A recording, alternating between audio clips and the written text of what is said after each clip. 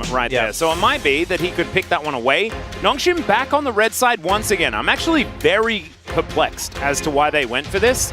I don't know whether they necessarily used the red side extraordinarily well in game number 1, but getting Kai'Sa is very, very good. And if they just don't fall into the rumble trap, then maybe things will just work out better. So far, the bans have gone exactly the same. Yeah. I have a feeling that maybe Gnar is going to be replaced with Rumble. Not entirely sure. You know, that's the thing, is that it ended up being a second rotation Rumble pick. I feel like when you have a pick that's so impactful, but you picked it in the second rotation, the pressure is on you to pick a first rotation, or this game, certainly Nongshim aren't going to let that go again. They actually banned the Annie here instead of that Gnar. So that's the adaptation we've seen so far. And T1 just pick up the Azir straight away. We could see the Sejuani again. I'm not sure it's going to be a Fiesta move, but we've often seen like Yone picked into the Azir. Yone Sejuani would be pretty good, but I'm not sure that's something we'd expect from them. I think Space Vein definitely the thing to come through here first, though, as Kai'Sa's priority has been extraordinarily high. Yeah. I think when you do run this, though, it does mean that the Sejuani compositions with the Yones in the middle and stuff like that, they can certainly work that little bit better because you can over-index into physical damage on the top side of the map a little bit more freely. Looks like they might go in a different direction. Optimum for the buy. One in that secure lockdown, and this just means that Xayah is going to make so much sense in this situation. T1 could go for the Sejuani here if they wanted. Could also opt to pick up support here if they want to secure the Rakan. Yeah, and it looks like the Xayah Rakan is going to be the priority. Keria back on a champion that has a heck of a lot of agency here. Very bird-themed. Once again, we are requesting Quinn Anivia to come through. I don't know whether Oner has necessarily been practicing the Anivia jungle. I think it'd be Anivia jungle, not Quinn jungle? Yeah, it'd be Anivia jungle. It'd have to be. That way, that if you die, the Bramble back then has to kill an egg as well. And it gets very frustrated doing that. Sometimes loses interest and runs away. That's not what happens, guys. You just die. As Nautilus going to be locked in here for Nongshim. So, solo lanes still remain on the table for Nongshim. And T1 looking for a jungler and a top laner. Unless Zeus wants to do some Birdle things towards the top lane, but I highly doubt it. Yeah, and I think T1 already have 2 carries that are pretty hard to pin down, but having the Vi and the Nautilus means, you know, the Azir in particular is going to have a trickier time if they can get on top of him.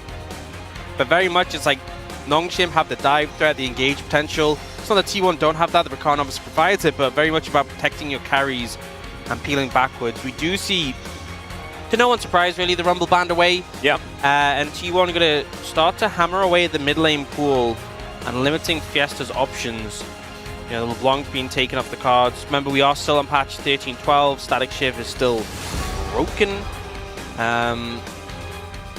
Let's see what else they have to go for. So Sejuani taken away in terms of the jungle. There's still like Maokai available, I guess, is probably the big one left for T1. And then on the other side, in terms of mid laners, Renekton. The Renekton ban. So it could be that we allow Dindin to have counterpick, or Fiesta could hide his pick until later. That is not how it's going to go. Veigar is heading towards the mid lane. Last time we saw it was in the hands of BDD, and it wasn't necessarily the greatest that we've seen. This is part of the issue because we've seen a lot of Veigar. Oh, I'm actually seeing the Nocturne as well. Interesting enough, you've seen a lot of Veigar into the Azir coming out as a pick, but the thing is, with the rest of Nongshim's comp, like, the comp of Nongshim wants to be diving in, playing super aggressive. Do it, Dundun, don't be scared. The lane Trundle to eat the resistances of the Ornn? He's nodding. Oh, he's doing it. He is not scared. Oh, I don't know whether he should be either, because you're setting up more things for Ornn to get knockups on. This is going to be pillars all over the lane. This is about revenge for last game, right? Oh, yeah. This is about, hey, you played Rumble into me. I'm getting the counter matchup this time. And hopefully Sylvie puts a lot of pressure. The thing is, into the Nocturne, Nocturne's not really going to do much at 3-6. Yeah. So I fully expect Sylvie to be pathing top, level 3, killing Zeus, and doing it on repeat again and again and again until this Trundle can't be stopped. Now, I think Trundle might have a bit of a rough time in some of these team fights. You know, Xayah and Azir, very hard to gap close onto when you don't have a dash.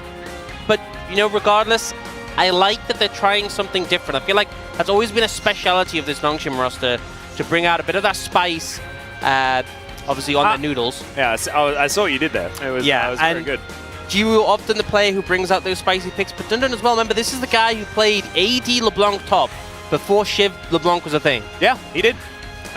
He was not afraid, and he's continuing. He's never afraid to run out of fear. Just does not have any of it. He's now just going to subjugate this on over and over again. There is a lot of late game strength here for T1. The early game, the laning phase went very well in the last game. They just needed to shore up the late game, so why not just pick the most godly scaling composition that you can think of. Nongshim Red Force, however, relatively short range, but they do have some possible coordinated attacks. Let's see how it goes. We hop onto the rift.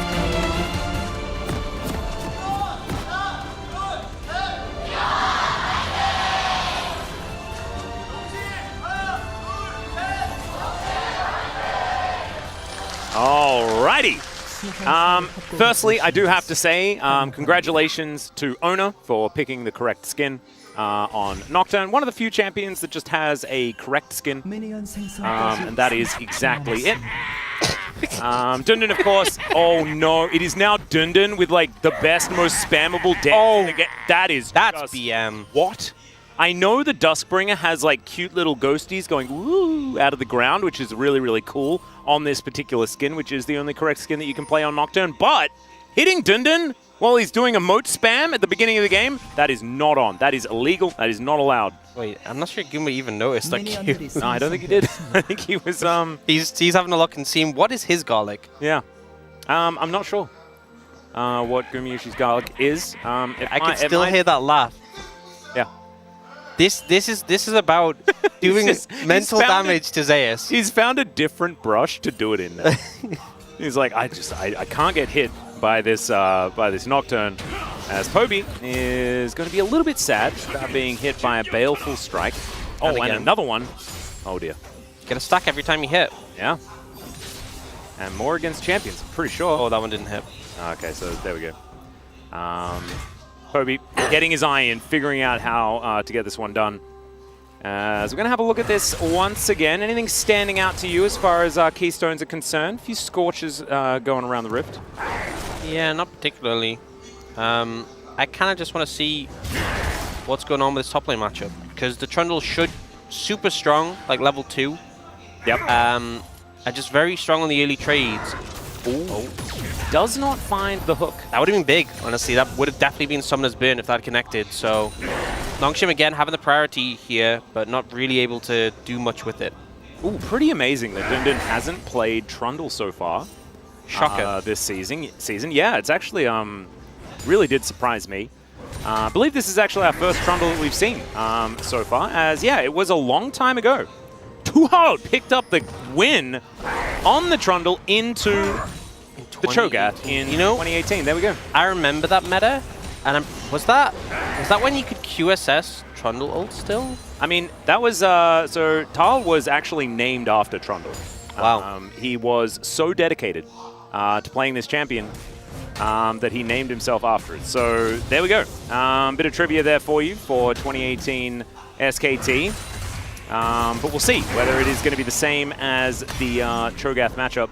Because once Subjugate comes in, like, it's going to be quite difficult. Pretty sure that was when Cho'Gath was super broken as well, and like he would walk up to your AD carry and ult them for like their entire health bar. Yeah. So kind of makes sense. That was a meta when Trundle was vibing quite a bit in the top lane. Having a good time. Yeah, but definitely has a good option here with the Ornn when it comes to fights, just to ult and get some of those resistances. And now stealing away Skull Crabs as well. Oh my goodness. Okay, here's a question for you. Has a good time. Yep. Do you think Dundun picked it just because it's got a new skin and he wanted to play with it? Perhaps. As Oner is now just going to see the Rift Scuttler goes down, and he is going to go back. It's going to mean that 2 Scuttles go over to Nongshim. All the shellfish for the broth. It's going to be absolutely fantastic. As Rakan on a bit of a tear at the moment. A lot of winning. Yeah. And we kind of talked about this a bit, how it feels like having a lot of engage options, super positive. A lot of the LCK teams doing well when they have those, and Rakan, very reliable engage. Ooh, Fiesta is quite low. as is Poby, as we've got another hook going wide. There's a flash out from Jiwoo. The flash forward, though, and Keria is going to lock down that first blood. Deserved for this Rakan that has such a high win rate at the moment. And T1 coming back into form here towards the bottom lane at least. I'm not sure how that play started off because Jiwoo seemed super overextended there. Maybe try to dodge forward to avoid the W. Let's see a replay this one coming out. Yeah, definitely quite strange here as he looks to try and supercharge his way out and just has to flash. Yeah, and I think in that situation you have to flash the W. You have to accept I've messed up already. Being the summoner, don't die. But now ends up beating both summoners and dying, which is less ideal. Yeah, I would put that well and truly firmly in the cons column there. Not the greatest day for Jiwoo thus far. That positioning at the very beginning of the fight also not exactly ideal. Fiesta, though, he is having a good time. Does put down the spatula cage for this particular skin. Do like it. The Fury Horn, I believe it is. Uh-oh. As Oner is just going to flash on top of Fiesta. He's going to have to flash the wall. Does get feared. But is going to be able to keep himself alive. But still, that is flash down now. Well, that says to me... What's that? Level 6 from Azir into a flashless, immobile champion. Oh dear. That's a pretty easy one. Oner's going to be level 6 soon as well. Yeah, oh no. That's a big old knock-up as Dundun, going to get thrown back on, and that is the brittle, and he well and truly goes down. No level 6 available for the Trundle. Zeus just solo kills him. The counter pick not working so far. Yeah, see, I don't know too much on the recent patch about the Trundle versus Ornn matchup.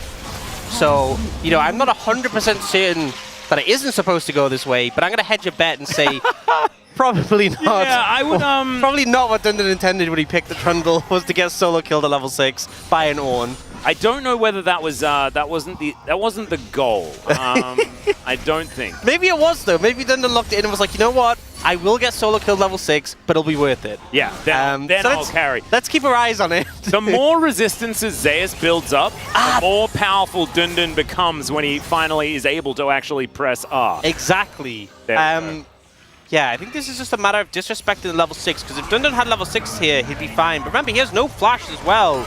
Tries to interrupt the ult. Meanwhile, Jiwoo is dead again. Okay, I know a lot more about Xayah Kai'Sa. Yeah. It's not supposed to go this way. Generally not positive. Sylvie was here, and maybe Jiwoo just got a little bit frisky. And you know, we looked at kind of the previous 2 series that T1 had, and Game 1 had gone rough. And then Game 2 had been a bit better. Yeah. And it's kind of feeling that way right now. I'd say that this is well and truly in the bit better territory. You're right. We are on oh no, not again. Perfect game pace. Oh, no. Dundun's got Subjugate now. He can just subjugate his opposition whenever he would like to. Until that's on cooldown, I think we're not too worried, as we're going to see another Grand Entrance land and Jiwoo just explode. But yeah, just really good play, kind of showing, you know, if you don't have the summoners. Doesn't actually have boots as well. I actually think this is a big thing. Opt into Rust to Shiv and not go tier 2 boots. With your supercharge, with your E, it makes it so much easier to run out the Rakan W if you have that extra movement speed. I actually think that might have been a difference maker in this situation. And I honestly think early boots pick up against Rakan is super impactful. So, Jiwoo not opting for the boots, gets locked down there, and that's another death. 2,000 gold lead, just shy of it already for T1. Yeah, this is just massive. And their composition... Sylvie? Sylvie is in the pit, fighting Zeus, as Peter finds himself a big old dredge line. Zeus is just fighting by himself, though, as Jiwoo dives in. And Paranoia comes down. They will be able to get towards that back line, as over the wall goes Sylvie, and now Oner just in here by himself. They do manage to get the pullback onto the Trundle, and that is 2 kills here for T1 in response. They are still trying to get on top of this Vi, as Keria is still going to walk on over. He is going to get in there as, Sylvie, you can't do that. Why are we, Hello? Look into the shop, maybe a bit too much. Keria going to take that kill, and a much better game from him, who has had a rough couple of weeks, and honestly, even a rough game 1, looking a lot more solid in this one. Yeah, Sylvie choosing to back there, pretty egregious, I would say. 3,000 gold is now the lead for T1. However, Nongshim have saved the perfect game situation that they were in. It's not going to happen, but 1 kill away from it is still a shellacking in my book. Yeah, so Zeus really feeling himself on the Ornn here. He's like, I've got backup, I've got a Nocturne on my team, but Nongshim get there first, and with the Trundle as well, this Ornn goes down super fast. We see Oner fly in to try and take out the Vi. Seems like maybe an overextension, a bit isolated, but Nongshim like, nah, we need to get out. The rest of them are coming. We get a layered CC. Keria tries to chase forwards to get even more for Charm. But yeah, Nongshim are just trying to dip, and then... And I just don't understand. They saw Keria come around the corner, right? Yeah. You know what? Maybe Sylvie was thinking, if I can't see it, it can't hurt me. True. Now he has the information that, in fact, it can. It can. And especially, I think if you're playing against a Nocturne, that's a very bad mindset to have. It's very true. As Dinan up here towards his top side puts down the fasty hitty ground. He's having a good time. It's like a spider's web. It is. It's an interesting skin, this one. I do like the art direction, you know, like a bit of that cel-shaded vibe. Pretty yeah, cool. It's pretty cool. Big fan. That must be Dundun's just like, look how cool this skin is. Yeah. I will get solo killed. I will probably lose, but look how cool the skin is. And you know what? I respect it. And, you know, he can also build Ravenous Hydra. It's a fun item, you know. He's going to put that one together. I think part of the issue as well is that, you know, Dundun obviously, if you're playing a pick like this, if you're playing like this heavy lifesteal Trundle into this composition of T1, a lot of the work you're doing is going to be in the side lane. But you're playing into a Nocturne who's very good at killing things in the side lane, and also an Azir who can probably just hold you by himself with pretty low risk. So He was standing on top of a ward as Peter is going to find a hook. There's the Vault Breaker in. Cease and Desist is going to come down onto Oner. Keria tries to save him, but it's not going to work out. They turn the lights off, but he still dies in the dark, unfortunately. And Blastcone is going to disengage. Sand Soldier's getting a bit angry at Fiesta here, and Poby so far has had a great game on this Azir. That first shuffle around the Herald, very nicely played. A lot of plates taken as well. Yeah, able to push Fiesta out, of course. Rift Herald helping out there as Dundun. Oh dear, there's an angry Ornn. But he puts down, once again, you know, this is going to give you a bunch more lifesteal, exactly. Yeah. King's Tribute also, I believe, still exists. Trundle's gone through a couple of different changes, but you get a bunch of health back whenever things die around you, and generally in lane, things die around you a fair bit. Kind of works. And so Dundun, he's going to go back to base now. We'll see whether he can afford the Ravenous Hydra as that first item. It's been so long since I've seen a Ravenous Hydra built. I know, right? It still does that weird stacky thing, right? Yeah, I'm pretty sure. Yeah, cool. I think it stacks less, but it still stacks. Nice.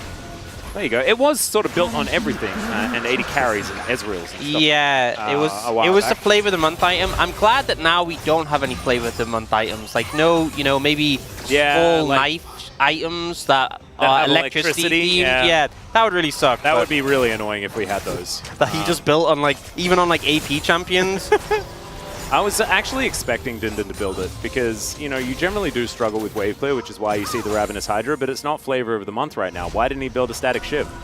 That's true. Maybe he's living in the past. Yeah, I mean, you don't need, like you say, you don't need the sustain. King's Tribute's going to be able to do that for you. Exactly. And think how much wave clear he'd have. I know! You know, plus, how is Ornn supposed to itemize? You build armor against his Q damage, or do you build magic resist against the Shiv and his ult? Precisely. There's no counterplay. There isn't.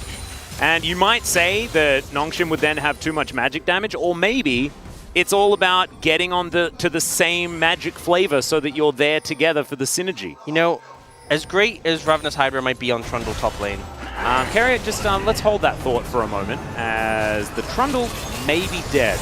I'm pretty sure it could potentially die. Yeah, there we go. You know what? Oner's going to be able to grab that kill. I'm going to continue my point. Yeah, as you were saying. Ravenous Hydra, you lose stacks on death. I'm not sure this is a good item for Dundun. Okay. Cease and Desist going to come through onto Keria. He is burning. Takes a last auto as he's ticking down. He gets the heal, and he's still going to die. So underneath the turret goes Sylvie. He's limping towards it as Call of the Forge God comes down. Sylvie not quite dead just yet, but he is so incredibly close. Decides to go back in as well. Okay, gentleman's agreement there on that one, I guess, as Oner's going to block the Void Seeker. Very nicely done. We don't get the pullback onto Jiwoo, so he will be able to survive. As Poby inside the cage for the moment. A glass case of emotion, one could say. I don't think he had a glass of milk, though. And the Dark Matter falling from the sky. A few more of these Sand Soldier autos, and Fiesta may just cark it, but he is actually going to be all right. Wow, that is a big turret plating difference. And you know what? I feel like this is kind of my issue with Vega, is that he's kind of just there, but he doesn't really vibe with the rest of the composition. And yeah, Dundun's just overextended. Not much he can really do in this situation. Goes down, and then in this extended play, we see them focus damage on a Keria, nearly blow him up immediately. He survives for so long. I think flashed away for the Q, but went back in for the heal to try and survive the Ignite, which ends up going down anyway. And then here, the Oner is just so tanky. Like, the amount of turrets, that's 1, 2, 3, 4. Yeah. And still got health to spare. And Gio also just walked into the fall of the Forge God. It was a very strange situation. We've got an Infernal Soul in our hands as well as T1. They are close to Soul Point, and that is a pretty good soul to have. It's going to be up in 2 minutes' time. Oh, and once again, same theme of the whole game, whole series, Sylvie trying to steal Oner's red buff. Yeah. It's almost an obsession, it feels, at this point. It does feel a little bit like it's something that's not about winning the game. It's about sending a message. Exactly. And the message is, I would like your red buff, please. And I guess Oner could say, I would like your Nexus, please. Would you like to trade? And if Sylvie says yes, then I guess everyone's happy. Right? I think that's how that one goes. Pretty good deal. Yeah. I'm not an expert on these things, but you know, I'll take it. You drive a hard bargain, but I'll take it. Fiesta did just put a whole bunch of abilities into a crown, just demonstrating that the item does work. You don't break it Once too again, often. Zeus top in damage. Yep. Bit of a different champ, but similarly he has the best damage people. item in the game. Yeah, has the Sunfire, so... It's all right. He puts down the little outhouse. Yeah, and this is kind of an outhouse, or is that like supposed to be a little haunty house? Not sure. I'm not sure, honestly. Why is it winking at me, though? Don't understand. Trying to seduce you? Yeah, I'm a bit worried about it. Like, little house, please. Don't understand. Again, between the laugh and that, I think Dundun's just trying to throw his ears off in this game. I mean, I'm Get his head. I love this. So they teleport Poby down and put Zeus top. They're like, no, we want Ornn into Vega and Azir into Trundle. And then immediately, Nongshim swap. And they're like, no, we want it the other way around. And I'm waiting for the other swap to come round. And then just keep doing this all game where they keep swapping the matchup until one of them gets tired of it and goes, fine. We'll agree. Aren't we already kind of tired of the laning phase? It's like 17 minutes in. Aren't we getting to the point where we're sort of, I don't know. It's a bit strange that we are still worried about it. As Keria gonna be able to get out of there as Nongshim show themselves for a split second. Gives him enough time to react. Very nicely done there. Oh, and this is the point where Nongshim will be like, oh, I knew there was something we're forgetting. Mid lane exists. Oh, no! Well, Jiwoo, he's going to go towards the mid lane and try to take it down. Try to keep it up, sorry. And it's not really going to work as Oner is going to have a bit of a giggle. Dustspring is back in once again. We'll stand on that for the extra AD to try and take down that turret. As Sylvie comes on in. Okay, so Poby, he is going to be the sacrificial Azir. He will be taken down here as now. Zeus gets the knock up onto Dundun. Dundun, though, he has Subjugate available. He runs fast because he has Swifty shoes. Fully stacked Ravenous Hydra. Oh, yeah. That's a knock up as Dundun does use the Subjugate here. Can he avoid it? No, he cannot. But look at this. All of that health, the tribute to the king being utilized. And now, Jiwoo is coming round for the gank. Dundun going to get some work done on this turret as Jiwoo clears out the control ward and will now come on over and help grab a little bit of extra money. So there we go. That's bounties. Bounties. Wow. T1 fairly far ahead at this stage of the game. Least favorite celebration. Bounty? Oh, yeah, true. Unless you're like a real Coconut fan. Yeah. But I'm... You know, I like Coconut. Still not a big fan of bounties. Yeah. It's not that good. As Keria is just having a good time, as we can see. Quickness going to come through, as he doesn't have Subjugate, guys. So he's dead. Yeah. There we go. So, Keria picks up the kill. I mean, he should be able to stack it up pretty quickly, but this is why I was kind of saying that, like, Ravenous Hydra with Dundun, you know, you lose the stacks on death. Yeah. He does have a tendency to die a lot. He does do a bit of the dying. It is somewhat, it's out of synergy with how he plays the game. Yeah. That was a very dead pigeon. Didn't really get to do much at all. during any of that. No. Just kind of could have taken hands of the keyboard. Maybe get a drink during that time. Like, I know my fate. I'm done. Yeah. I'd probably be in the shop at that point, just making sure that I knew exactly how the build was going to go. As Shirley is going to get a bit of a headache, but get some work done here to this inner turret. As Nongshim trying desperately to hang on in this game. It does certainly feel like they are under a lot of pressure this time around, and it's starting to get to them. Much like they were in the Gen G series as well. It was kind of uncharacteristic. We didn't really see, like, yes, this is Nongshim picking Trundle and having a good time, but it's not like the Nongshim that we saw last week that had belief in their ability to win the game no matter what, right? Which is what the vibe I was getting last week. And compared to this week, it is certainly very different. But they didn't have Trundle. They didn't have Trundle top last week, so that's a difference maker. It's shaken them. They had that with pre-Shiv LeBlanc top though, as Peter is still flashing. They're still going for things. And Dundun still going to be able to get a turret. Grand Entrance not going to quite find the mark. Emperor's Divide also does absolutely nothing. But I think Sylvie's still dead. There's the knock-up as well onto the Viger, who is going to get booped back once again. Peter going to get caught out of position as well, though, as Dundun's pushing the bottom lane. Let's go. Look at him. He's hitting it really, really hard multiple times. He's got pants. See, look in his inventory. He's got cool shoes. He's got the Ravenous Eye. He's tanking the turret and eats it. There we go. Baron's going to go down. But let's cut that video. Let's back down towards the Trundle. It's a lot of fun.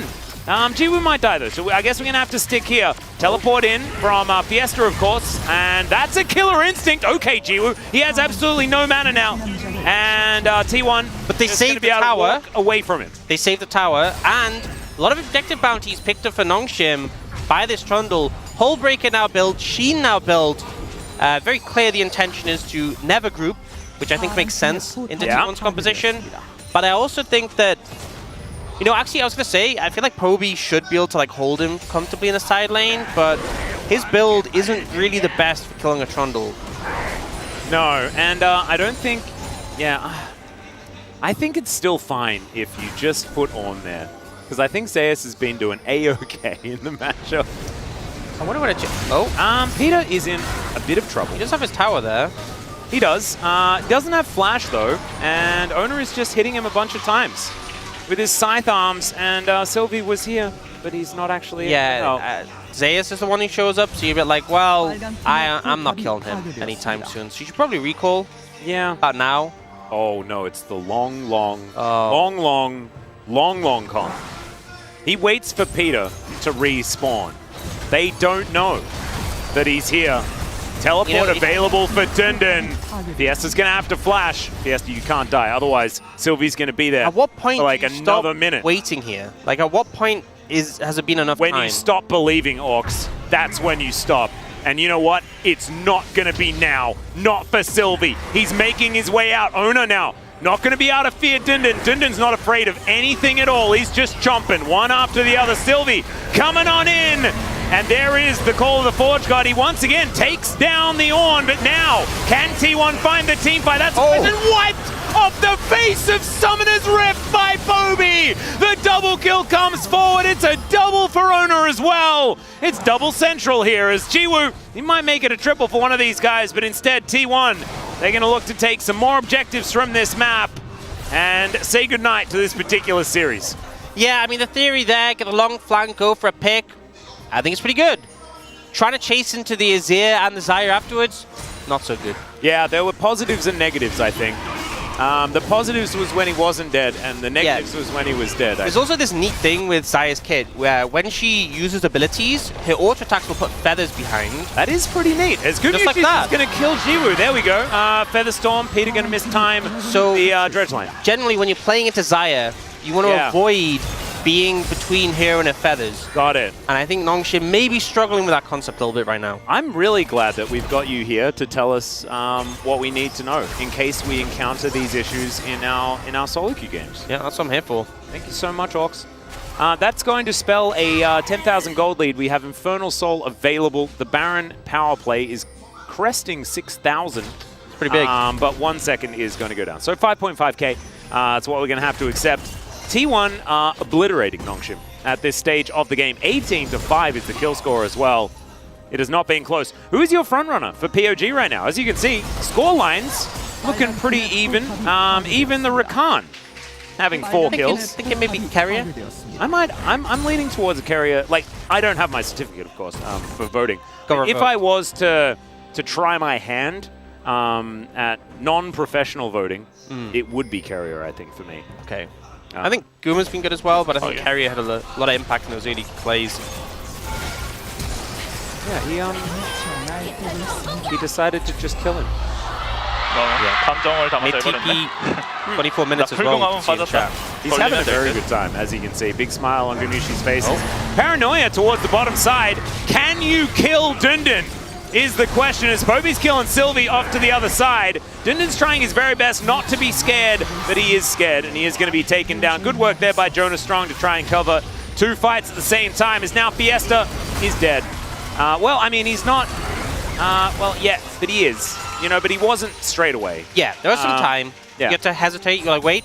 Yeah? Okay, yeah. Yeah, and then he is. You know, Do I? I'm not sold on the Trundle. I'm unconvinced. Oh, really? it took you until now. It took you until now to, I let us know. was here or there. Uh-huh. I'm confirming it, not sold. It does Ye not of have little faith. Ye of little faith. Oh, is it the 1 in 6 power spike? I mean, he needs another death, and then he's at full power. That's what we know of Dundun. He hasn't even got his mythic yet.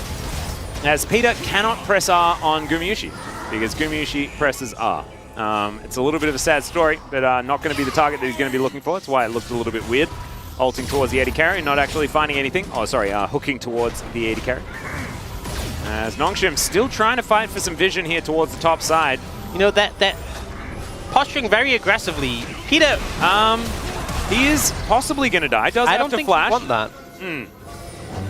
Zeus, he's going to call the Ram. They are going to get the knock-up, but he does manage to buffer the dredge line. Look at this, Peter just wandering it out. Oh, there's the cage. It's going to work out to help him, but the Sand Soldiers come on in and stab the Nautilus, but they get the kill on Keria. Yeah, that was a pretty good trade, but it felt like that entire time they were stalling recalls so Dundun could push, but he just TP'd back, so now he can no longer push. Yeah. So, not ideal. We'll see the replay. You know, I feel like there's a lot on display here, so it doesn't get hit by the ult from Zeus, and he just dies. Yeah, he did have Subjugate running, but I think it was on Oner, which is unfortunate, because he doesn't have all of the big old tank stats that the Ornn has. Sylvie takes so much damage from this Azir. Level 15, and you can see these Sand Soldiers really starting to tear people apart. Probably for the best we don't see the rest of that play. You can't see the Baron as well. Oner! You have to go in! Excuse me? The Baron is down extraordinarily low. Okay, Paranoia comes on in. They're not going to be... And that's just a free Baron. It was almost kind of cool. I gotta say it. Poby's just going to win the game. Oner is going to go down to a GA. And Poby's going to try and... He's threw out the dab, showing a little bit of pizzazz here for the young player. As the Ram comes through, and the Viger is not going home. Not today. As Dundun just gets trolled by the Sand Soldiers. Poby's playing with him, and he's going to be able to lock down the kill. Manages to get the other one. Keria steals it away, but Poby, he's taken that kill in my heart, ladies and gentlemen. T1, they will be able to take down the Nexus, and 2-0.